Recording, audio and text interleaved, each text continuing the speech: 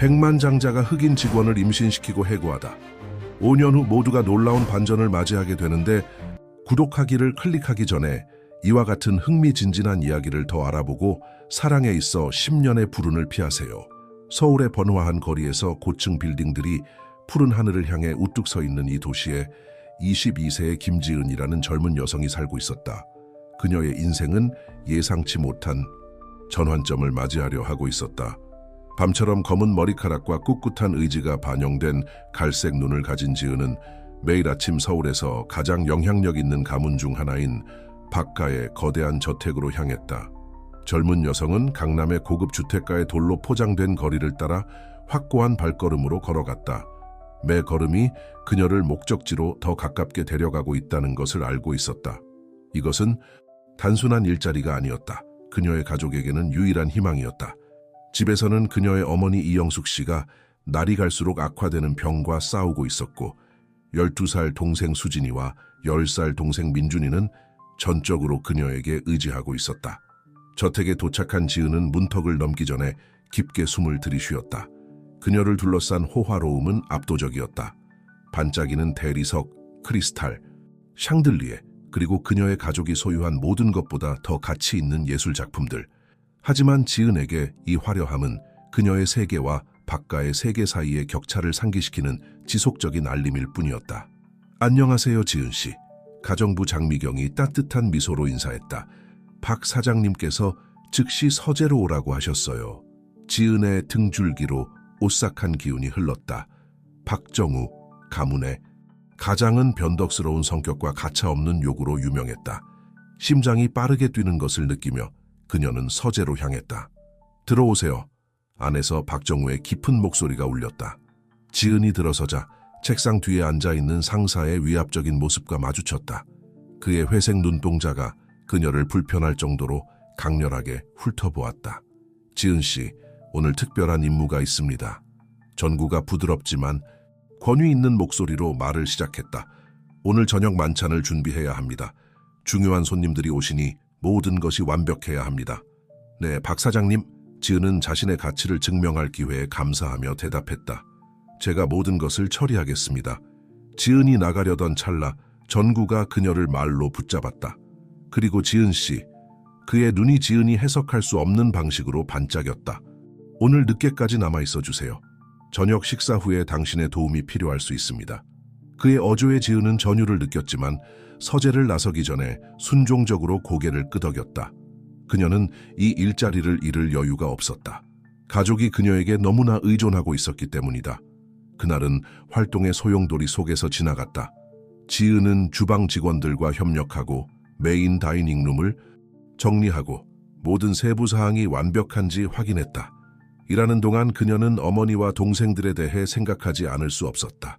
영숙 씨가 약을 제때 복용했을까? 수진이와 민준이는 제대로 된 음식을 먹었을까? 해가 지기 시작할 무렵 손님들이 도착하기 시작했다. 완벽한 정장 차림의 사업가들과 눈부신 보석으로 치장한 여성들이 메인 홀을 채웠다. 지은은 그들 사이를 그림자처럼 움직이며 잔이 채워져 있고 아무것도 부족하지 않은지 확인했다. 저녁 식사는 성공적이었다. 주방에서 지은은 웃음소리와 잔 부딪히는 소리를 들을 수 있었다. 그녀는 곧 가족에게 돌아갈 수 있다는 생각에 잠시 안도의 한숨을 내쉬었다. 하지만 그녀의 안도감은 순간적이었다. 지은 씨, 정우의 목소리에 그녀는 깜짝 놀랐다. 그가 다가오는 소리를 듣지 못했다. 내 서재로 와요. 당신과 의논할 게 있어요. 가슴이 조여오는 느낌과 함께 지은은 그를 따라갔다. 폭도가 끝없이 이어지는 것 같았고 발걸음 소리 하나하나가 불길한 전조처럼 그녀의 귓가에 울렸다. 서재에 들어서자 정우는 문을 닫았다. 오늘 훌륭한 일을 했어요, 지은 씨. 그가 위험할 정도로 가까이 다가오며 말을 시작했다. 보상을 받을 자격이 있군요. 지은의 눈이 공포에 휩싸여 커졌다. 정우의 의도를 깨달았을 때 그녀는 뒤로 물러서려 했지만 책상과 상사 사이에 갇혀 있음을 알게 되었다. 제발 박 사장님, 안 돼요. 그녀는 간절히 애원했지만 그녀의 목소리는 겨우 속삭임에 불과했다. 하지만 그녀의 말은 귀를 막은 듯했다. 그 순간 도시 위로 밤이 내리는 동안 지은의 인생은 영원히 바뀌었다. 일어나고 있는 일의 공포가 무력감과 두려움과 뒤섞였다. 지은은 눈을 감고 이 악몽에서 깨어나기를 바랐지만 현실이 어떤 악몽보다 더 잔인하다는 것을 알고 있었다. 모든 것이 끝났을 때 지은은 홀로 서재에 남겨져 조용히 떨며 울고 있었다. 그녀가 알고 있던 세상이 그녀 주변에서 무너져 내렸고 한때 희망의 등대였던 미래는 이제 위협적인 그림자로 변해 있었다. 다리를 떨며 지은은 저택을 빠져나왔다. 밤의 도시는 그녀의 고통을 조롱하는 것 같았다. 밝게 빛나는 불빛들과 밤의 생활 소음은 이제 그녀의 마음을 감싸고 있는 어둠과 잔인하게 대비되었다. 거리를 걸으며 일어난 일을 받아들이려 노력하는 동안 지은은 자신의 싸움이 이제 막 시작되었다는 것을 깨달았다. 그녀는 일어난 일의 트라우마뿐만 아니라 이것이 그녀의 삶과 가족의 삶에 미칠 영향과도 싸워야 할 것이었다. 집으로 향하는 매 걸음마다 지은은 자신의 일부가 뒤에 남겨지는 것 같았다. 하지만 그녀의 내면 깊은 곳에서 결단의 불씨가 타오르기 시작했다. 어떻게 해야 할지 몰랐지만 이것을 극복할 방법을 찾을 것이다. 어머니를 위해, 동생들을 위해, 그리고 자신을 위해. 밤이 그녀를 감쌌고 지은은 서울의 광활한 별이 빛나는 하늘 아래 고독한 인물이 되었다. 그녀 앞에 놓인 길은 험난할 것이지만 김지은은 포기할 생각이 없었다. 고통이지만 동시에 희망의 이야기인 그녀의 이야기는 이제 막 쓰이기 시작했다. 그 운명의 밤 이후 며칠은 지은에게 고통과 혼란의 안개 속에서 지나갔다. 매일 아침 그녀는 모든 것이 악몽이었기를 바라며 깨어났지만 잔인한 현실이 다시 한번 그녀를 덮쳤다. 거울은 눈 밑에 짙은 다크서클이 생기고 한때 특유의 빛나던 눈빛을 잃은 젊은 여성의 모습을 비추었다. 집에서 지은은 정상적인 모습을 유지하려고 애썼다. 침대에 누워있지만 항상 예리한 그녀의 어머니 영숙은 딸에게 무언가 변화가 있음을 알아차렸다. 지은아 괜찮니? 요즘 멍해 보이는구나. 영숙이 어느 날 아침 지은이 아침을 가져다 주는 동안 물었다. 괜찮아요, 엄마. 그냥 일 때문에 피곤해서 그래요. 지은은 어머니의 날카로운 시선을 피하며 거짓말했다. 하지만 비밀의 무게가 그녀를 내부에서부터 갉아먹고 있었다. 눈을 감을 때마다 그녀는 박정우의 서재에서 겪은 공포의 순간들을 다시 경험했다. 가족을 부양하는 일자리를 잃을 수 있다는 두려움이 그녀를 지속적인 불안 상태로 몰아넣었다. 사건 발생 2주 후 지은은 가족과 함께 사는 작은 집의 화장실에서 임신 테스트기를 바라보며 믿을 수 없다는 표정을 지었다. 2개의 분홍색 선이 그녀의 최악의 두려움을 확인해 주었다. 세상이 멈춘 것 같았다. 작은 화장실의 벽이 그녀를 향해 다가오는 것 같았고 잠시 동안 지은은 숨을 쉴 수 없을 것 같았다.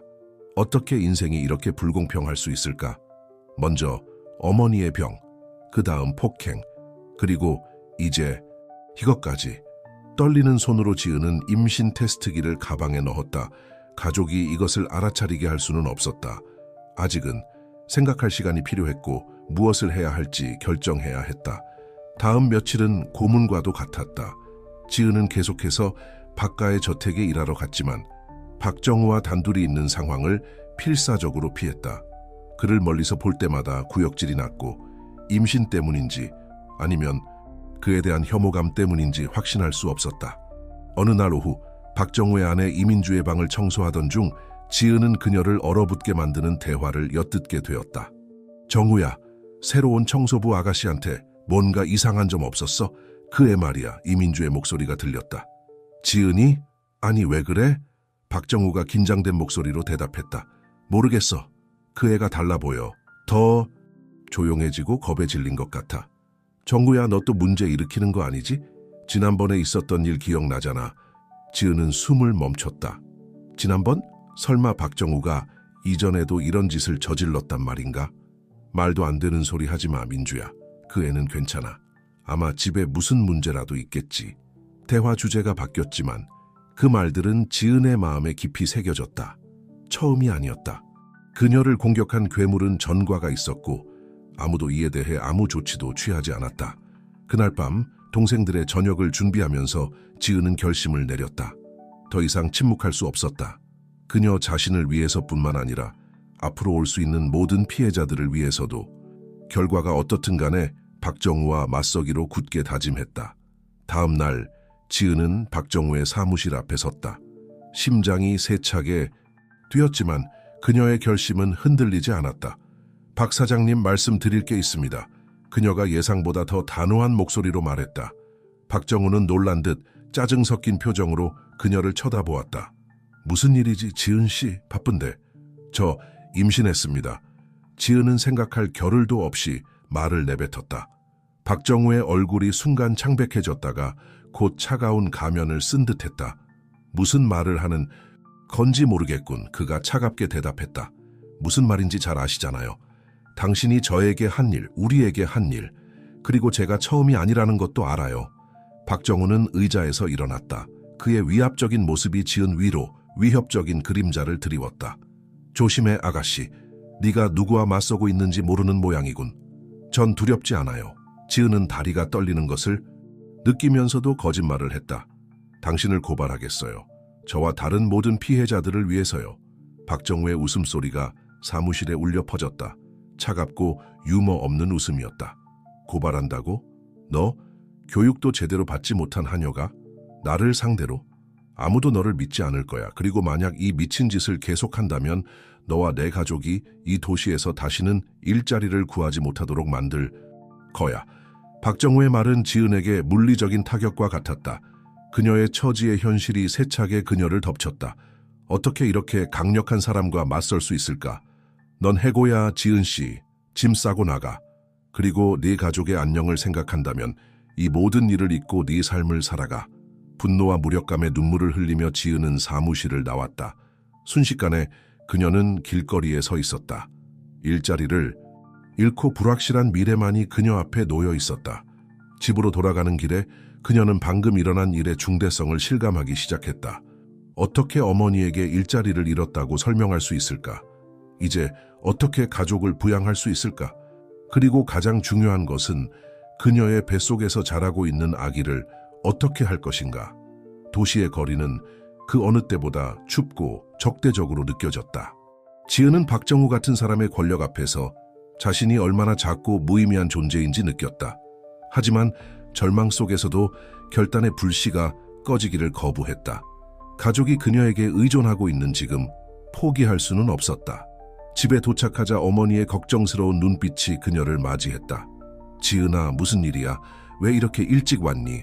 지은은 더 이상 비밀의 무게를 견딜 수 없어 울음을 터뜨렸다. 흐느끼며 그녀는 어머니에게 모든 것을 털어놓았다. 폭행, 임신, 박정우의 협박까지. 영숙은 조용히 들었다. 그녀의 눈에는 눈물이 고였고 고통과 분노가 뒤섞여 있었다. 지은이 이야기를 마쳤을 때 영숙은 그녀를 꽉 안아주었다. 내 용감한 딸아, 영숙이 속삭였다. 우리가 함께 해결책을 찾을 거야. 그날 밤 동생들이 잠든 후 지은과 어머니는 오랫동안 이야기를 나눴다. 당분간 수진이와 민준이에게는 임신 사실을 비밀로 하기로 했다. 지은은 새 일자리를 찾을 것이다. 가족을 먹여 살릴 수 있는 어떤 일이라도. 그리고 아기에 대해서는 영숙이 딸의 손을 잡으며 말했다. 어떤 결정을 내리든 너를 지지할 거야. 하지만 기억해, 내 사랑. 그 아이는 어떻게 잉태되었는지에 대해 아무런 잘못이 없어. 영숙의 말이 지은의 마음에 울렸다. 고통과 혼란 속에서도 그녀는 자신의 안에서 자라고 있는 작은 생명체에 대한 사랑의 물결을 느꼈다. 그 순간 그녀는 임신을 유지하기로 결심했다. 고마워요, 엄마. 지은은 영숙을 꼭 안으며 속삭였다. 엄마 없이 어떻게 살았을지 모르겠어요. 다음 며칠은 활동의 소용돌이였다.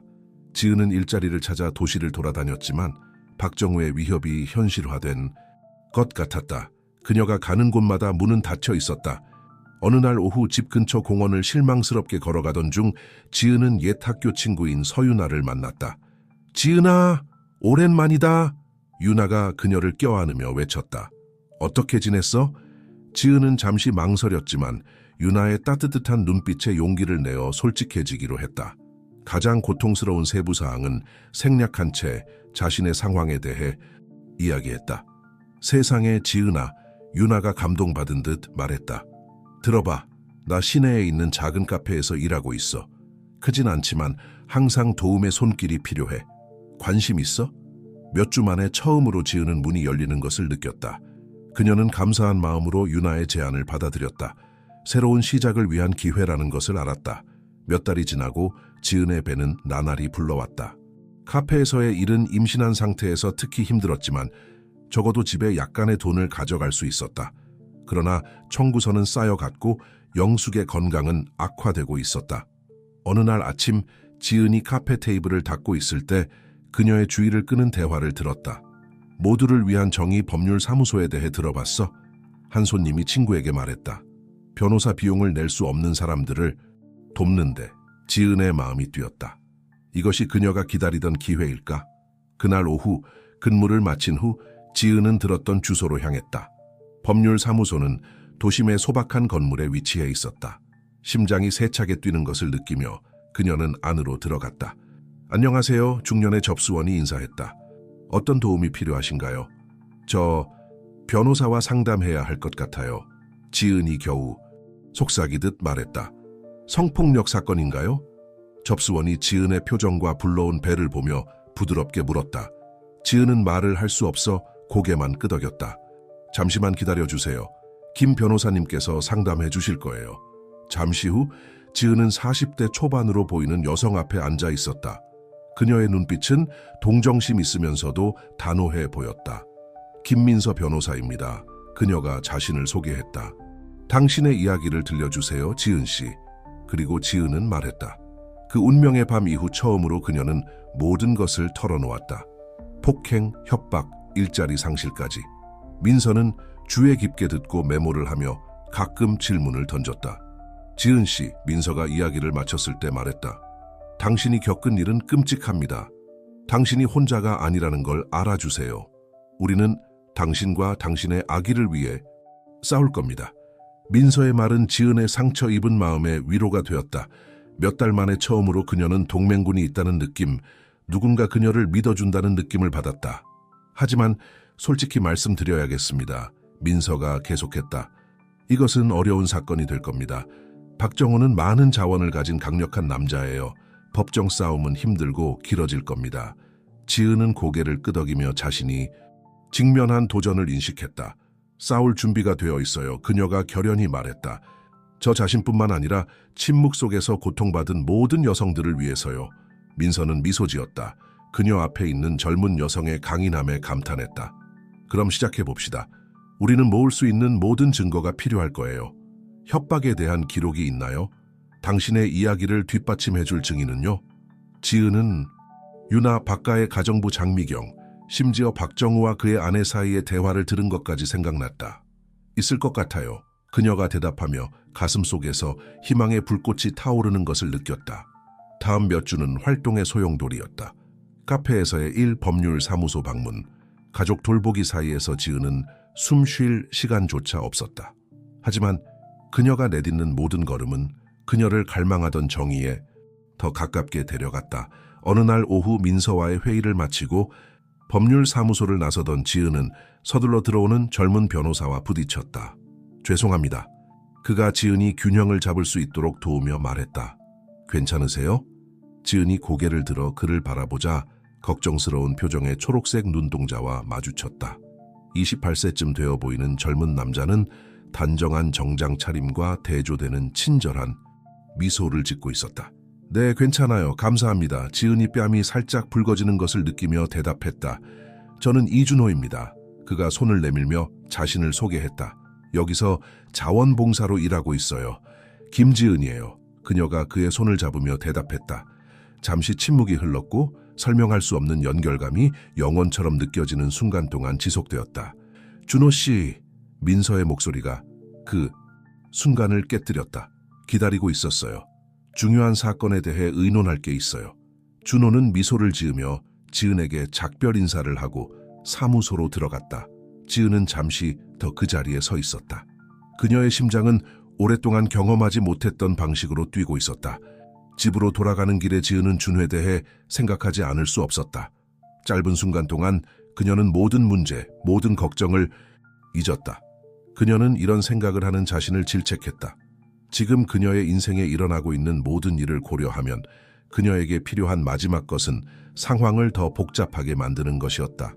그러나 운명은 다른 계획을 가지고 있었다. 다음 몇 주 동안 지은과 준호는 법률사무소에서 여러 번 마주쳤다.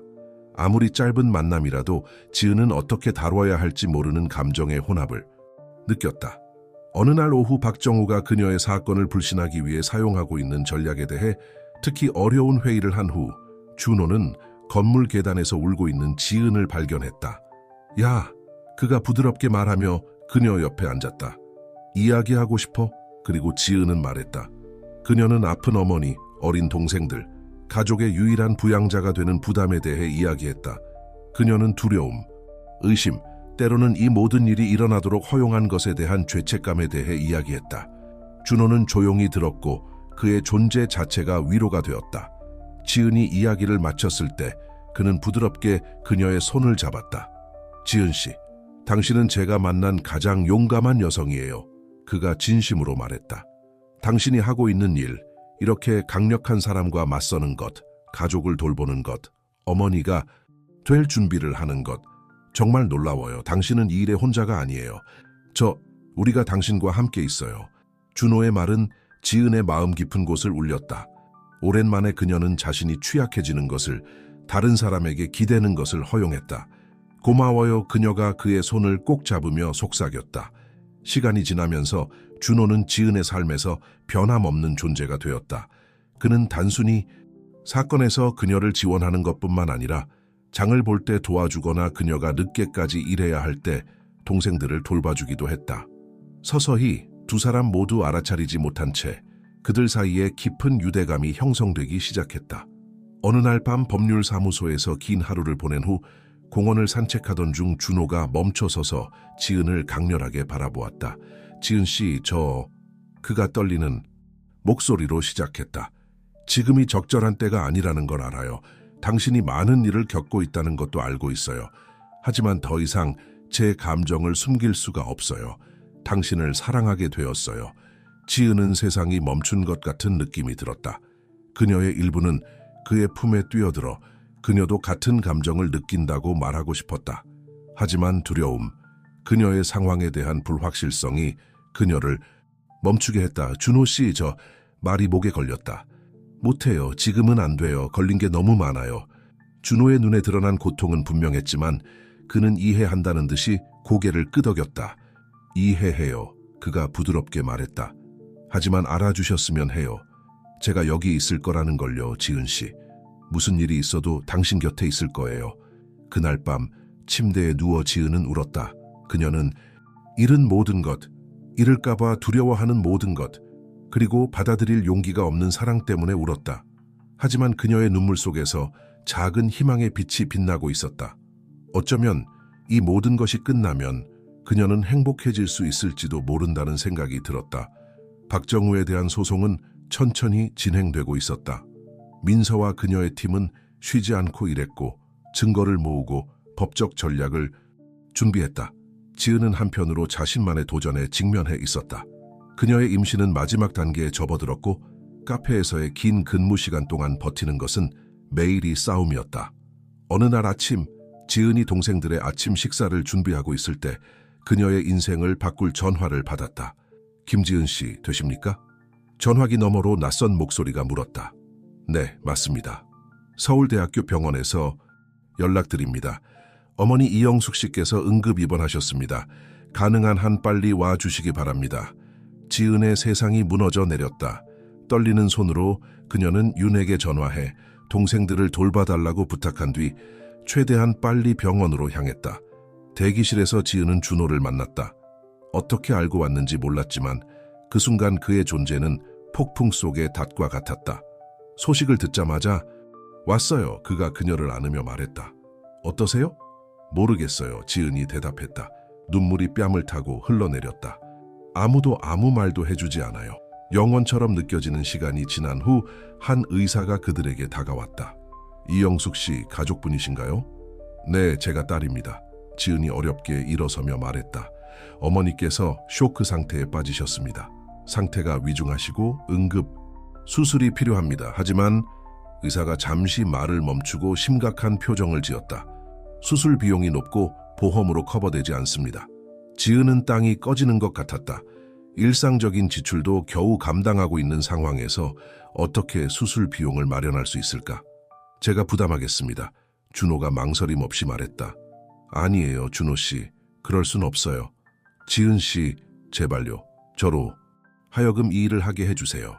당신과 어머니를 위해서요. 감사함과 죄책감 사이에서 갈등하며 지은은 고개를 끄덕였다. 다음 몇 시간은 고통의 연속이었다. 지은은 병원 예배당에서 기도하거나 대기실을 왔다 갔다 하며 시간을 보냈다. 준호는 계속 그녀 곁에 있었고 말 없는 지지를 제공했다. 마침내 의사가 수술실에서 나왔다.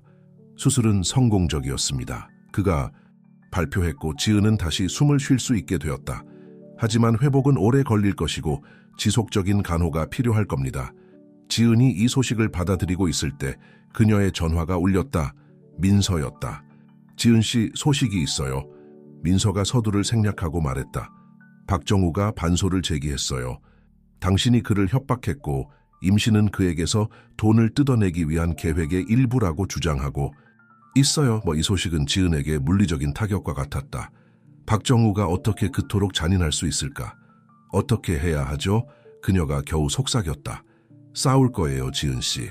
우리가 가진 모든 것을 걸고 싸울 거예요. 다음 며칠은 소용돌이였다.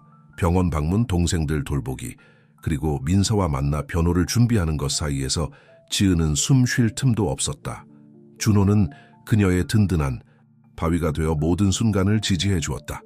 어느 날 오후 법률사무소에서 서류를 검토하던 중 지은은 배에 날카로운 통증을 느꼈다. 괜찮아요? 준호가 그녀의 고통스러운 표정을 알아차리고 물었다. 네, 그냥... 하지만 그녀가 문장을 끝내기도 전에 뭔가 터지는 느낌이 들었다. 오, 하느님, 양수가 터진 것 같아요. 그 후의 상황은 통제된 혼란이었다. 준호는 그녀를 병원으로 데려갔고 민서에게 연락해 상황을 알렸으며 누군가가 지은의 동생들을 돌보도록 확실히 했다. 몇 시간 후 고통의 비명과 격려의 말 속에서 지은은 아름다운 여자아이를 출산했다. 아기를 그녀의 팔에 안겼을 때 모든 고통과 두려움이 사라졌다. 완벽해요. 그녀가 눈물을 흘리며 속삭였다. 준호는 출산 내내 그녀 곁에 있었고 지은과 아기를 경애와 사랑이 섞인 눈빛으로 바라보았다. 아기가 정말 아름다워요, 엄마처럼요. 그가 부드럽게 말하며 갓 태어난 아기의 작은 손을 어루만졌다. 잠시 동안 지은은 이 행복의 순간을 즐기도록 자신을 허용했다. 하지만 현실은 곧 다시 밀려왔다. 어떻게 해야 할까요, 준호 씨? 그녀가 목소리에 두려움을 담아 물었다. 병원에 계신 어머니, 재판, 동생들, 그리고 이제 아기까지. 준호는 그녀의 손을 꼭 잡았다. 혼자가 아니에요, 지은 씨. 제가 여기 있고 어디로도 가지 않을 거예요. 준호의 말은 지은의 마음을 따뜻하게 했지만 동시에 죄책감으로 가득 찼다. 어떻게 다른 사람에게 이렇게 많이 의지할 수 있을까? 다음 며칠은 감정과 도전의 소용돌이였다. 지은은 병원에서 천천히 회복 중인 어머니와 갓 태어난 아기를 돌보며 동생들을 돌보는 시간을 나누었다. 준호는 변함없는 존재가 되어 아이들을 돕고 심부름을 하고 정서적 지지를 제공했다. 하지만 지은은 그의 눈의 피로가 자신의 것이 아닌 너무 많은 책임을 짊어진 무게가 보이는 것을 알 수 있었다. 어느 날 밤 아기를 재우면서 지은은 어려운 결정을 내렸다. 준호 씨, 이야기를 나눠야겠어요. 그녀가 마침내 아기가 잠들자 부드럽게 말했다. 그는 걱정과 호기심이 섞인 표정으로 그녀를 바라보았다. 당신이 저와 제 가족을 위해 해주신 모든 것에 영원히 감사드려요. 지은이 말을 시작했다. 하지만 더 이상 당신이 우리를 위해 인생을 희생하도록 놔둘 수 없어요. 당신은 자신의 경력과 꿈이 있잖아요. 제 문제를 짊어지는 것은 공평하지 않아요. 준호는 믿을 수 없다는 듯이 그녀를 바라보았다. 지은 씨, 이해가 안 되시나요? 저는 아무것도 희생하고 있지 않아요. 제가 여기 있는 이유는 그러고 싶어서예요. 당신을 사랑하기 때문이에요. 당신과 당신의 가족을요. 준호의 말이 그녀를 세게 때렸다. 그녀의 일부는 그의 품에 뛰어들어 그녀도 그를 사랑한다고 말하고 싶었다. 하지만 두려움, 불안, 그리고 그녀의 상황의 무게가 그녀를 멈추게 했다. 못해요, 준호 씨. 그녀가 마침내 말했다. 눈물이 뺨을 타고 흘러내렸다. 지금은 안 돼요. 걸린 게 너무 많아요. 재판에 제 가족에 집중해야 해요. 당신이 받을 자격이 있는 걸 줄 수 없어요. 준호의 눈에 드러난 고통은 분명했지만 그는 이해한다는 듯이 고개를 끄덕였다. 알겠어요, 지은 씨. 하지만 알아주셨으면 해요. 제가 어디로도 가지 않을 거라는 걸요. 여기 있을 거예요. 당신의 친구로, 지지자로, 당신이 필요로 하는 모든 것으로. 그날 밤 준호가 떠난 후 지은은 잠들 때까지 울었다. 그녀는 가지기도 전에 소중한 것을 잃어버린 것 같은 느낌이 들었다. 날들이 주가 되고 박정우에 대한 재판이 다가왔다. 민서와 그녀의 팀은 쉬지 않고 일했고 사건의 모든 세부 사항을 준비했다. 하지만 박정우도 물러서지 않았다. 그는 모든 자원과 인맥을 동원해 언론에서 지은의 신뢰성을 무너뜨리려 했고 그녀를 오해를 이용해 이득을 취하려는 기회주의자로 묘사했다. 어느 날 아침 지은이 아기에게 젖을 먹이고 있을 때 민서에게서 전화가 왔다. 지은 씨, 문제가 생겼어요. 민서가 단도직입적으로 말했다. 박정우가 우리의 핵심 증인 중 한 명을 철회하도록 만들었어요. 그 증인이 당신을 위해 거짓말하도록 압력을 받았다고 말하고 있어요. 지은의 마음이 무너져 내렸다. 이제 어떻게 해야 하죠? 걱정하지 마세요. 아직 선택지가 있어요.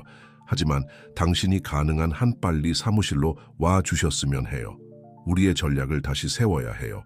지은은 아기를 바라보고 그 다음 부엌에서 아침을 먹고 있는 동생들을 바라보았다. 어떻게 이 모든 것을 감당할 수 있을까? 마치 그녀의 고뇌를 느낀 것처럼 준호가 문 앞에 나타났다. 지은이 그들 사이에 거리를 두었음에도 불구하고 그는 그녀가 가장 필요로 할 때 계속해서 나타났다. 제가 아이들을 돌볼게요. 그녀가 부탁할 필요도 없이 말했다. 가서 해야 할 일을 하세요.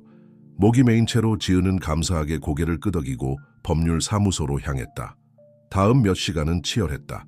민서와 그녀의 팀은 미친 듯이 일했고 새로운 증거를 찾고 농어를 재구성했다. 지은은 압도된 느낌이 들었지만 포기하기를 거부했다. 아직 비장의 카드가 있어요. 민서가 마침내 말했다. 하지만 위험해요. 무엇인가요? 지은이 물었다. 그녀는 필요한 것이라면 무엇이든 할 준비가 되어 있었다. 박정우의 또 다른 피해자를 찾았어요. 민서가 설명했다. 증언할 의사가 있지만 두려워하고 있어요. 그녀를 설득해서 말하게 할 수 있다면 우리 사건의 전환점이 될 수 있어요. 지은은 희망과 두려움이 뒤섞인 감정을 느꼈다. 한편으로는 박정우와의 싸움에서 혼자가 아니라는 것을 알게 되어 힘이 났다.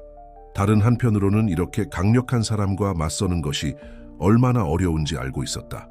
그녀와 이야기하고 싶어요. 지은이 결심한 듯 말했다. 민서는 잠시 망설였지만 결국 동의했다. 좋아요. 하지만 조심하세요, 지은 씨. 박정우는 어디에나 눈과 귀를 가지고 있어요. 그날 오후 지은은 자신을 최진주라고 소개한 30대 초반의 여성과 조용한 카페에서 만났다. 그녀의 이야기는 지은의 이야기와 아프도록 비슷했다. 당신의 두려움을 이해해요, 진주 씨. 지은이 부드럽게 말했다. 저도 매일 그 두려움을 느껴요. 하지만 우리가 그와 맞서지 않는다면 얼마나 많은 사람들이 더 고통받아야 할까요? 진주는 존경과 의심이 섞인 눈빛으로 지은을 바라보았다. 당신 말이 맞아요. 하지만 잃을 게 너무 많아요. 우리 모두 잃을 게 있어요. 지은이 대답했다. 하지만 얻을 수 있는 것도 많아요. 우리 자신을 위해서뿐만 아니라 우리 뒤에 올 모든 여성들을 위해서요. 긴 대화 끝에 진주는 마침내 증언하기로 동의했다. 지은은 드디어 일이 올바른 방향으로 움직이기 시작한다고 느꼈다. 하지만 운명은 다른 계획을 가지고 있었다. 그날 밤 지은이 집으로 돌아가는 길에 한 차가 그녀를 따라오고 있다는 것을 알아챘다. 그녀는 차를 따돌리려 골목길로 돌아가고 방향을 바꿔보았지만 차는 계속 그녀를 쫓아왔다. 심장이 빠르게 뛰는 가운데 지은은 준호에게 전화했다. 누군가가 저를 따라오고 있어요. 그가 전화를 받자마자 그녀가 말했다. 어떻게 해야 할지 모르겠어요. 어디 있어요? 준호가 물었다. 그의 목소리에 걱정이 묻어났다. 지금 당장 갈게요. 하지만 지은이 대답하기도 전에 강한 충격을 느꼈다. 그녀를 쫓아오던 차가 그녀의 차 뒤를 들이받은 것이다. 그녀의 차는 여러 번 회전한 뒤 전신주에 세게에 부딪혔다. 지은이 의식을 잃기 전 마지막으로 본 것은 그녀의 차로 다가오는 어두운 형체였다. 그리고 그 후 어둠뿐이었다. 기계의 규칙적인 소리가 지은이 의식을 되찾았을 때 처음으로 인지한 것이었다. 천천히 눈을 뜨자 병원 병실에 있다는 것을 알았다. 온몸의 통증이 심했지만 일어난 일을 기억하며 밀려오는 두려움에 비하면 아무것도 아니었다. 지은 씨, 하느님 감사합니다. 깨어나셨군요. 안도와 걱정이 섞인 준호의 목소리가 그녀를 현실로 돌아오게 했다. 준호 씨, 무슨 일이 있었던 거예요? 얼마나? 3일 동안 의식이 없으셨어요. 그가 조심스럽게 그녀의 손을 잡으며 대답했다. 사고가 심각했어요, 지은 씨. 잠시 우리가 그의 목소리가 떨려 말을 잇지 못했다. 지은의 머리는 빠르게 정보를 처리하려 애쓰고 있었다. 갑자기 한 가지 생각이 그녀를 강하게 덮쳤다. 제 아기, 동생들 어디 있어요? 괜찮아요? 준호가 빠르게 그녀를 안심시켰다. 모두 안전해요. 어머니께서 충분히 회복하셔서 유나의 도움을 받아 집에서 아이들을 돌보고 계세요. 아기는 여기 병원에 있어요. 관찰 중이지만 괜찮아요. 지은은 다시 숨을 쉴 수 있게 되었다. 하지만 안도감은 오래가지 않았다. 사고가 아니었죠. 그렇죠. 그녀가 물었다. 이미 답을 알고 있었지만 준호가 고개를 저었다. 경찰이 조사 중이지만 우리 모두 누가 배후에 있는지 알고 있어요. 그 순간 민서가 병실로 들어왔다. 그녀의 표정은 지은이 깨어난 것에 대한 안도감과 전해야 할 소식에 대한 걱정이 뒤섞여 있었다. 지은 씨, 정말 다행이에요. 그녀가 말을 시작했다. 하지만 상황을 알려드려야 해요. 일이 복잡해졌어요. 민서는 지은의 사고를 이용해 박정우가 그녀를 신뢰할 수 없는 사람으로 만드는 캠페인을 강화했다고 설명했다. 그는 여러 언론사에 지은이 거짓말을 유지하는 압박감 때문에 자살을 시도했다는 암시를 담은 기사를 게재하도록 했다. 말도 안 돼요. 지은이 분노에 차서 외쳤다. 어떻게 그가 이렇게 빠져나갈 수 있죠? 그렇게 되지 않을 거예요. 준호가 단호하게 말했다. 지은 씨, 알아두셔야 할 게 있어요. 당신이 의식불명일 때 제가 결정을 내렸어요. 지은이 기대에 찬 눈으로 그를 바라보았다. 저도 증언하기로 했어요. 준호가 계속했다. 박정우의 사업에서 있었던 부패한 관행들에 대해 제가 아는 모든 것을 말할 거예요.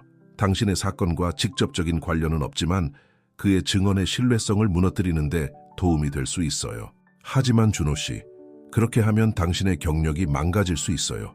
지은이 그의 희생에 감동받아 말했다. 옳은 일을 하는데 사용할 수 없다면 제 경력은 아무 의미가 없어요. 그가 슬픈 미소를 지으며 대답했다. 민서가 끼어들었다. 위험하지만 우리에게 유리하게 균형을 기울일 수 있는 정확히 필요한 것일 수 있어요. 지은은 준호를 바라보았다. 그녀의 마음이 더 이상 부인할 수 없는 사랑으로 가득 차는 것을 느꼈다. 그 순간 그녀는 결심을 내렸다. 준호 씨, 그녀가 말을 시작했지만 의사의 갑작스러운 등장으로 중단되었다. 죄송합니다만 방해해서 의사가 말했다. 그의 표정이 심각했다. 김지은 씨, 당신의 상태에 대해 이야기를 나눠야 합니다. 의사의 어조에 병실의 모든 사람들이 숨을 멈췄다. 사고로 인한 손상이 우리가 처음 생각했던 것보다 더 심각합니다. 의사가 설명했다. 내부 출혈이 있어 즉시 수술이 필요합니다. 수술을 하지 않으면 그는 말을 끝맺지 않았지만 메시지는 분명했다. 위험은 무엇인가요? 지은이 겨우 속삭이듯 물었다. 수술은 위험합니다. 심각한 합병증의 가능성이 있어요. 포함해서 의사가 잠시 멈추고 적절한 말을 찾았다. 더 이상 아이를 가질 수 없게 될 가능성도 있습니다. 이 소식은 병실의 폭탄처럼 떨어졌다. 지은은 세상이 흐려지는 것을 느꼈다. 준호가 그녀의 손을 꼭 잡아 무언의 지지를 보냈다. 잠시 시간이 필요해요. 지은이 마침내 말했다. 모두가 병실을 나갔을 때 지은은 울음을 터뜨렸다. 그녀는 두려움 때문에, 부당함 때문에, 잃은 모든 것과 잃을 수 있는 모든 것 때문에 울었다. 하지만 눈물 속에서 그녀는 내면에서 결단력이 자라나는 것을 느꼈다. 그녀는 이렇게 많은 것을 견뎌냈고 이렇게 열심히 싸웠다. 지금 포기할 수는 없었다. 준호와 민서가 다시 들어왔을 때 그들은 변화된 지은을 발견했다. 그녀의 눈은 결연한 의지로 빛나고 있었다. 수술을 받겠습니다. 그녀가 선언했다. 그리고 회복하면 우리는 가진 모든 것을 걸고 싸울 거예요. 박정우는 자신이 누구와 맞서고 있는지 모르고 있어요. 준호는 존경과 사랑이 가득한 눈빛으로 그녀를 바라보았다. 모든 단계에서 함께 하겠습니다. 그가 약속했다. 민서가 결의에 찬 표정으로 고개를 끄덕였다. 모든 준비를 하겠습니다. 준비가 되면 이 사건을 끝까지 밀고 나갈 거예요. 수술 준비를 하는 동안 지은은 딸, 동생들, 어머니에 대해 생각했다. 준호와 그들이 가질 수 있는 미래에 대해 생각했다. 그리고 이 생각들을 마음에 품은 채 그녀는 수술실의 어둠 속으로 들어갔다. 무엇이 오든 맞설 준비가 되어 있었다. 싸움은 아직 끝나지 않았지만 김지은은 이 전쟁에서 승리하기로 결심했다. 지은에게 다음 몇 달은 감정과 도전의 롤러코스터와 같았습니다. 수술 후 회복은 느리고 고통스러웠지만 매일 그녀는 육체적으로나 정신적으로 더 강해지는 것을 느꼈습니다. 준호는 매 순간 그녀 곁에 있었고 그의 변함없는 존재는 그녀가 이 싸움에서 혼자가 아니라는 것을 상기시켜 주었습니다. 마침내 그들이 기다리고 또 두려워하던 날이 왔습니다. 박정우에 대한 재판의 시작이었습니다. 재판 당일 아침 지은은 거울 앞에 서서 자신을 바라보는 여성을 거의 알아보지 못했습니다. 한때 두려움과 불안으로 가득 찼던 그녀의 눈은 이제 결단력으로 빛나고 있었습니다. 그녀는 유나가 빌려준 정장을 입고 깊게 숨을 들이신 뒤 방을 나섰습니다. 거실에서 그녀의 어머니가 아기를 안고 기다리고 있었습니다. 아직 허약해 보이지만 자랑스러운 눈빛을 지닌 영숙은 딸을 꼭 안아주었습니다. 너무 자랑스러워 우리 딸. 영숙이 속삭였습니다. 오늘 무슨 일이 있어도 네가 강하고 용감하며 우리 모두의 사랑을 받고 있다는 걸 기억해. 지은은 어머니를 안아주고 딸의 임에 키스를 했습니다. 폭풍 전에 이 작은 평화의 순간에서 힘을 얻었습니다. 법원으로 가는 여정은 긴장감이 감돌았습니다. 준호가 조용히 운전을 했고 가끔 걱정스러운 눈빛으로 지은을 바라보았습니다. 민서는 마지막으로 자료를 검토하며 집중된 표정을 짓고 있었습니다. 도착하자 그들은 기자들과 카메라의 무리에 둘러싸였습니다. 사건은 언론의 주목을 받아 권력 남용에 대한 투쟁의 상징이 되어 있었습니다. 지은은 고개를 들고 걸었고 번쩍이는 플래시와 소리치는 질문들을 무시했습니다. 법정 안에서 지은은 그 운명의 밤 이후 처음으로 박정우를 보았습니다. 그는 완벽하게 차려입고 있었고 그의 얼굴은 자신감과 경멸의 가면을 쓰고 있었습니다. 그의 옆에는 엘리트 변호사팀이 변호를 준비하고 있었습니다. 판사가 입장하고 재판이 시작되었습니다. 다음 몇 시간은 증언, 증거, 법정 논쟁의 소용돌이였습니다. 민서는 열정과 웅변으로 사건을 발표했고 지은은 그녀를 자신의 변호사로 선택한 것이 자랑스러웠습니다. 하지만 박정우의 팀도 강력하게 방역했습니다. 그들은 지은이 박정우를 협박하려 했다는 증거를 제시하며 그녀를 권력 있는 남자를 이용하려는 기회주의자로 그렸습니다. 지은이 증언할 차례가 왔을 때 그녀는 온 법정이 들을 수 있을 정도로 심장이 세차게 뛰는 것 같았습니다. 하지만 일어나 증인석으로 걸어갈 때 그녀 안에서 무언가가 변했습니다. 그녀는 더 이상 몇 달 전에 겁에 질린 젊은 여성이 아니었습니다. 그녀는 강한 여성이었고 생존자였으며 정의를 위해 싸울 준비가 된 어머니였습니다. 명확하고 확고한 목소리로 지은은 자신의 이야기를 들려주었습니다. 그녀는 폭행, 두려움, 협박에 대해 말했습니다. 하지만 그녀는 또한 자신의 투쟁, 패배당하지 않겠다는 결심에 대해서도 이야기했습니다. 저는 단지 저 자신을 위해 여기 있는 게 아닙니다. 그녀는 배심원들의 눈을 똑바로 보며 말했습니다. 저는 침묵을 강요받은 모든 여성들, 말하기를 두려워했던 모든 여성들을 위해 여기 있습니다. 저는 정의를 믿기 때문에, 그리고 진실이 아무리 고통스럽더라도 밝혀져야 한다고 믿기 때문에 여기 있습니다. 반대 신문은 가혹했습니다. 박정우의 변호사는 그녀의 신뢰성을 무너뜨리려 했고 그녀가 돈과 명성을 위해 모든 이야기를 지어냈다고 암시했습니다. 하지만 지은은 굳건히 버텼고 모든 질문에 침착하고 정직하게 대답했습니다. 증인석에서 내려왔을 때 지은은 지치지만 승리감을 느꼈습니다. 그녀는 자신의 진실을 말했고 아무도 그것을 빼앗을 수 없었습니다. 다음 며칠은 감정의 롤러코스터였습니다. 증인들이 오고 갔고 어떤 이들은 지은의 이야기를 지지했고 다른 이들은 박정우를 변호했습니다. 진주 다른 피해자도 눈에 띄는 두려움에도 불구하고 용감하게 증언했습니다. 하지만 모든 것을 바꾼 순간은 준호가 증인석에 섰을 때 왔습니다. 명확하고 확고한 목소리로 그는 박정우가 수년간 짜놓은 부패와 남용의 네트워크를 풀어내기 시작했습니다. 그는 뇌물, 위협, 박정우 같은 사람들이 처벌 없이 행동할 수 있게 한 침묵과 두려움의 문화에 대해 이야기했습니다. 준호가 말하는 동안 박정우의 얼굴이 변했습니다. 그의 자신감의 가면이 금이 가기 시작했고 그 아래에 있는 두려움과 분노가 드러났습니다. 준호의 증언이 끝났을 때 법정에 무거운 침묵이 내려앉았습니다. 지은은 무언가가 변했다는 것을 느낄 수 있었습니다. 저울이 기울어진 것입니다. 최종 변론은 격렬했습니다. 민선은 최선을 다했고 그녀의 목소리는 지은뿐만 아니라 침묵당한 모든 피해자들을 위한 정의를 요구하며 열정과 확신으로 울려 퍼졌습니다. 마침내 영원처럼 느껴지는 시간이 지난 후 배심원단이 평일을 위해 물러났습니다. 기다리는 시간은 고문과도 같았습니다. 지은은 그 시간을 작은 방에서 가족과 친구들에 둘러싸여 보냈고 모두가 격려와 지지의 말을 건넸습니다. 평결을 들을 시간이 왔을 때 지은은 세상이 멈춘 것 같다고 느꼈습니다. 그녀는 준호의 손을 잡고 그의 접촉에서 힘을 얻었습니다.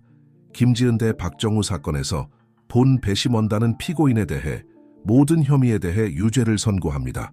법정은 환호와 박수 소리로 폭발했습니다. 지은은 잠시 동안 움직일 수 없었고 방금 들은 것을 이해할 수 없었습니다. 그녀가 이겼습니다. 그들이 이겼습니다.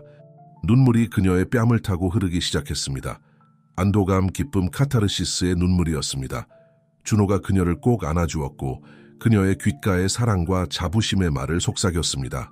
법원 밖에서는 많은 사람들이 기다리고 있었습니다. 지은이 나왔을 때 그녀는 환호와 박수로 맞이했습니다. 그녀는 지은을 위한 정의와 더 이상 침묵은 없다라고 쓰인 플래카드를 보았습니다. 그 순간 그녀는 자신의 투쟁이 그녀 자신보다 훨씬 더 큰 것이었음을 깨달았습니다. 그날 밤 가족과 친구들에 둘러싸여 지은은 축하할 수 있었습니다. 하지만 그녀는 이것이 끝이 아니라 새로운 시작이라는 것을 알고 있었습니다. 그녀는 이제 목소리를 가지게 되었고 그녀와 같은 경험을 한 다른 여성들을 돕는데 그 목소리를 사용하기로 결심했습니다. 딸을 재우면서 지은은 문가에서 사랑이 가득한 눈으로 그녀를 바라보고 있는 준호를 보았습니다. 이제 어떻게 될까요? 그가 부드럽게 물었습니다. 지은은 미소 지었습니다. 오랜만에 처음으로 미래가 가능성으로 가득 차 있다고 느꼈습니다. 이제 그녀가 말했습니다. 우리는 살기 시작해요. 도심의 작은 카페를 비추는 오후의 햇살 아래 이제 27세가 된 지은은 카운터를 닫고 있었습니다. 그녀의 얼굴에는 쉽게 얻을 수 없었던 평온함이 깃들어 있었습니다. 지난 5년 동안 많은 것이 변했습니다. 재판 이후 지은은 받은 보상금으로 이 카페를 열었습니다. 이곳은 단순한 사업 이상의 의미를 가지고 있었습니다. 그녀와 비슷한 상황을 겪은 여성들을 위한 안전한 공간이자 피난처였습니다. 한쪽 구석에서는 작은 그룹의 여성들이 조용히 대화를 나누고 있었습니다. 그들은 지은이 일주일에 2번 진행하는 지지 그룹의 참가자들이었습니다. 그들이 매주 자신감과 힘을 얻어가는 모습을 보는 것은 지은에게 말로 표현할 수 없는 만족감을 주었습니다. 문벨이 울리자 지은은 고개를 들었습니다. 준호가 5살이 된 딸 하늘이를 어깨에 태우고 들어오는 모습이 보였습니다. 하늘이는 아빠의 걸음에 맞춰 까르르 웃고 있었고 그녀의 검은 곱슬머리가 통통 튀었습니다. 엄마와 하늘이가 소리치며 준호의 어깨에서 내려와 지은에게 달려갔습니다. 지은은 하늘이를 안아들고 볼에 키스했습니다. 학교는 어땠어, 우리 딸? 정말 좋았어요. 우리 가족 그림도 그렸어요. 보세요. 하늘이가 가방에서 접힌 종이를 꺼내 자랑스럽게 보여주었습니다. 5명의 인물이 그려진 알록달록한 그림이었습니다. 지은은 그림을 보며 가슴이 사랑으로 부풀어 오르는 것을 느꼈습니다. 그림 속에는 그녀와 준호, 중앙의 하늘이, 그리고 양옆으로 이제는 10대가 된 동생들 수진이와 민준이가 있었습니다. 준호가 다가와 지은에게 부드럽게 키스했습니다. 오늘 하루는 어땠어요? 괜찮았어요. 하지만 지은의 말은 전화 벨 소리에 중단되었습니다. 그녀는 모르는 번호를 보고 눈썹을 찌푸렸지만 전화를 받았습니다. 여보세요? 전화 너머의 목소리에 지은은 얼어붙었습니다. 김지은 씨입니까? 저는 박정우 씨의 변호사입니다. 제 의뢰인이 당신과 이야기하고 싶어 합니다. 그가 죽어가고 있어요. 그리고 떠나기 전에 화해하고 싶어 합니다. 지은은 세상이 멈춘 것 같다고 느꼈습니다. 재판 이후 5년이 지났고 그 5년 동안 그녀는 과거를 뒤로하고 새로운 삶을 만들기 위해 싸워왔습니다. 그리고 이제 한 통의 전화로 모든 것이 다시 돌아왔습니다. 지은 씨, 무슨 일이에요? 준호의 걱정 어린 목소리가 그녀를 현실로 돌아오게 했습니다. 박정우의 변호사였어요. 지은이 겨우 속삭였습니다. 박정우가 죽어가고 있대요. 저를 만나고 싶어 해요. 준호는 놀라움과 걱정이 섞인 표정으로 지은을 바라보았습니다. 원하지 않으면 가지 않아도 돼요. 그에게 아무것도 빚진 게 없잖아요. 지은은 주위를 둘러보았습니다. 그녀가 일군 카페, 행복하게 놀고 있는 딸, 그리고 그녀를 무조건적인 사랑으로 바라보는 준호를 보았습니다. 그녀는 자신이 이룬 모든 것, 얼마나 강해졌는지를 생각했습니다. 가볼게요. 그녀가 마침내 말했습니다. 그를 위해서가 아니라 나 자신을 위해서요. 이 장을 완전히 닫기 위해서. 다음 날 지은은 호화로운 병원방 문 앞에 서 있었습니다. 그녀는 깊게 숨을 들이쉬고 들어갔습니다. 박정우는 침대에 누워 있었고 한때 그토록 강력했던 남자의 그림자에 불과했습니다. 그의 얼굴은 수척해져 있었고 몸은 병으로 쇠약해져 있었습니다. 지은 씨, 그가 약한 목소리로 말했습니다. 와주셔서 감사합니다. 지은은 조용히 앉아 기다렸습니다. 제가 한 일을 바꿀 수 있는 말은 없다는 걸 알아요. 박정우가 말을 시작했습니다. 하지만 진심으로 미안하다는 걸 알아주셨으면 해요. 정말로 죄송합니다. 지은은 그를 바라보며 한때 그의 눈에서 보았던 오만함과 잔인함의 흔적을 찾았습니다. 하지만 그곳에는 오직 후회와 두려움만이 있었습니다. 수년간 저는 권력이 제게 모든 것에 대한 권리를 준다고 믿었습니다. 박정우가 계속했습니다. 하지만 이제 제 인생의 끝에서 제가 얼마나 잘못되었는지 깨달았습니다. 저는 너무 많은 사람들에게 상처를 주었어요. 그의 목소리가 갈라졌습니다. 지은은 분노, 슬픔, 그리고 이상하게도 평화로운 감정이 뒤섞인 것을 느꼈습니다. 당신을 용서할 수는 없어요.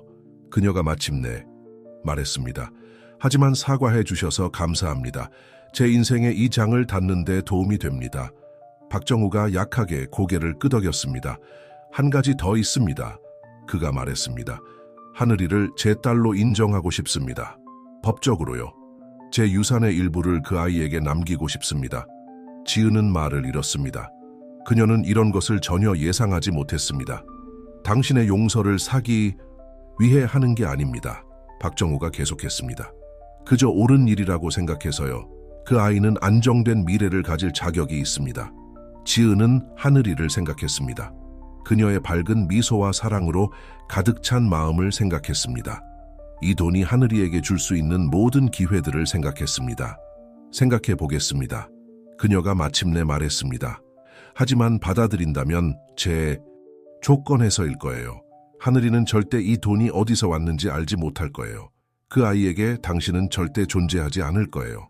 박정우는 고개를 끄덕이며 그녀의 조건을 받아들였습니다. 병실을 나왔을 때 지은은 어깨에서 거대한 무게가 덜어진 것 같은 느낌이 들었습니다. 그녀는 박정우를 완전히 용서하지는 않았지만 자신도 모르게 필요했던 평화의 한 형태를 찾은 것 같았습니다. 이후 몇 달은 활동의 소용돌이였습니다. 박정우는 그들의 만남 몇 주 후에 사망했고 지은은 복잡한 유산 상속 과정을 헤쳐나가야 했습니다. 준호와 민서의 도움으로 그녀는 하늘이를 위한 신탁을 설정할 수 있었습니다. 이는 하늘이의 미래를 보장하면서도 지은과 준호가 그녀에게 심어준 가치를 훼손하지 않는 방식이었습니다. 추가 자원으로 지은은 카페를 확장했고 학대 생존자 여성들을 위한 지원센터로 발전시켰습니다.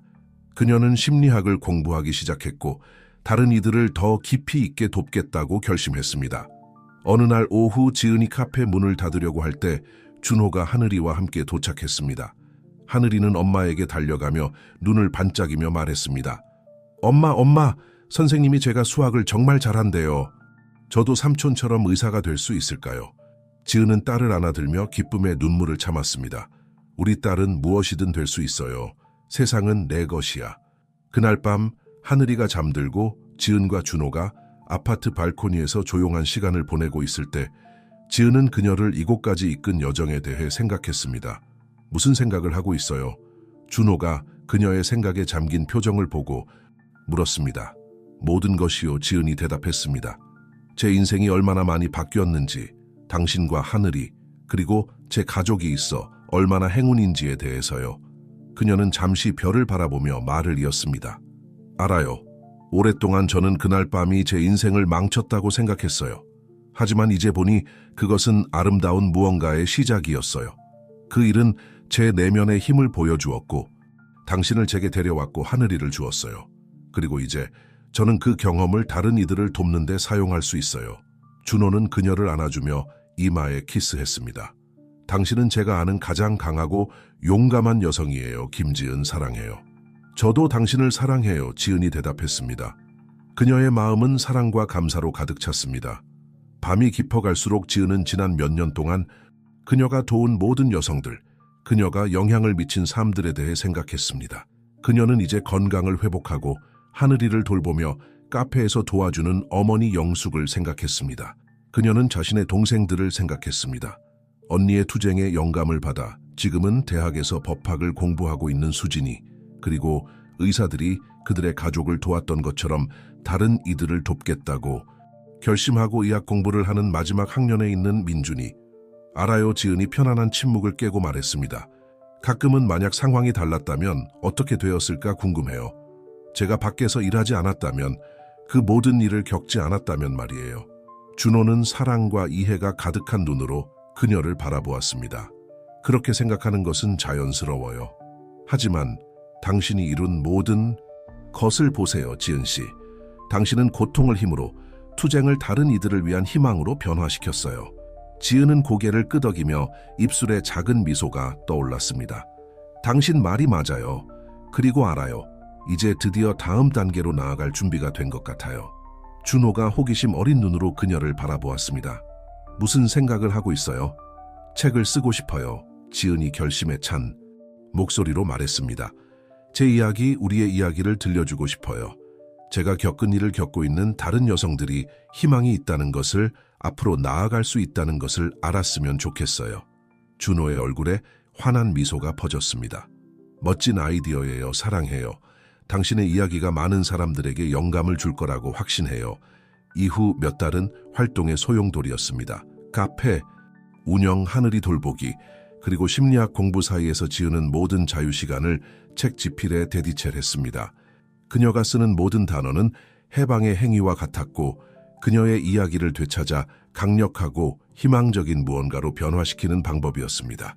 책 출간일이 예상보다 빨리 다가왔습니다. 지역의 작은 서점은 사람들로 가득 찼습니다. 친구들, 가족들, 그리고 지은이 수년간 영향을 미친 여성들이 모였습니다. 지은이 책의 발췌문을 읽을 준비를 하며 청중을 바라보았습니다. 그녀는 자랑스러운 눈물을 흘리는 어머니 영숙을 보았고, 강하고 연민 있는 성인으로 성장한 수진이와 민준이를 보았습니다. 처음부터 그녀 곁에 있어준 유나도 보였습니다. 그리고 그녀는 하늘이를 안고 있는 준호를 보았습니다. 두 사람 모두 무조건적인 사랑으로 그녀를 바라보고 있었습니다. 희망의 여명은 단순히 제 이야기가 아닙니다. 지은이 명확하고 강한 목소리로 시작했습니다.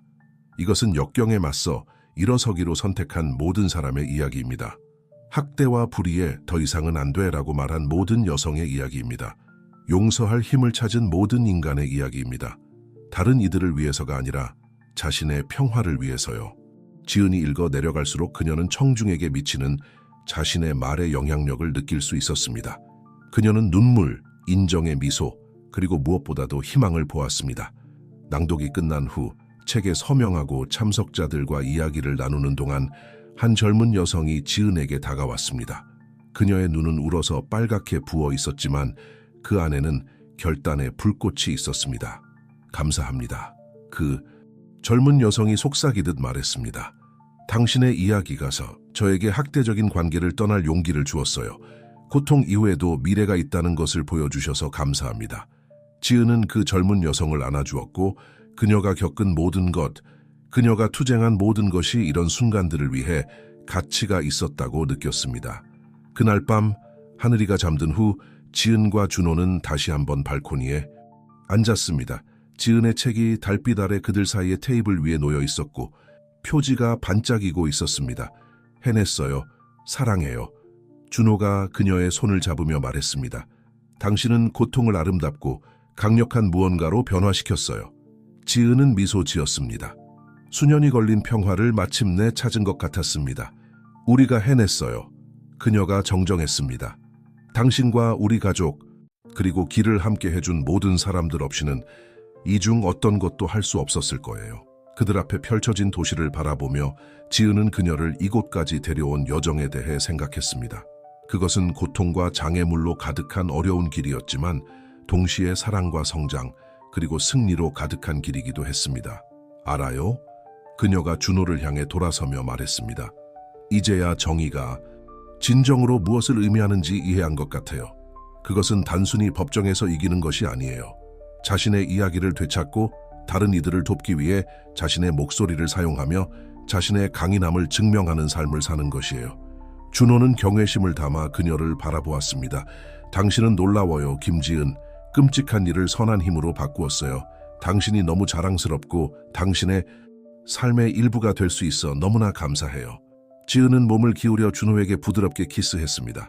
저도 당신과 하늘이 그리고 우리 가족에게 감사해요. 우리가 함께 만든 이 삶에 대해서요. 밤이 깊어갈수록 지은은 미래에 대해 생각했습니다. 아직도 도움이 필요한 모든 여성들, 아직 들려줘야 할 모든 이야기들에 대해 생각했습니다. 그녀는 자신의 일이 끝나지 않았다는 것을, 항상 더 할 일이 있을 것이라는 것을 알았습니다.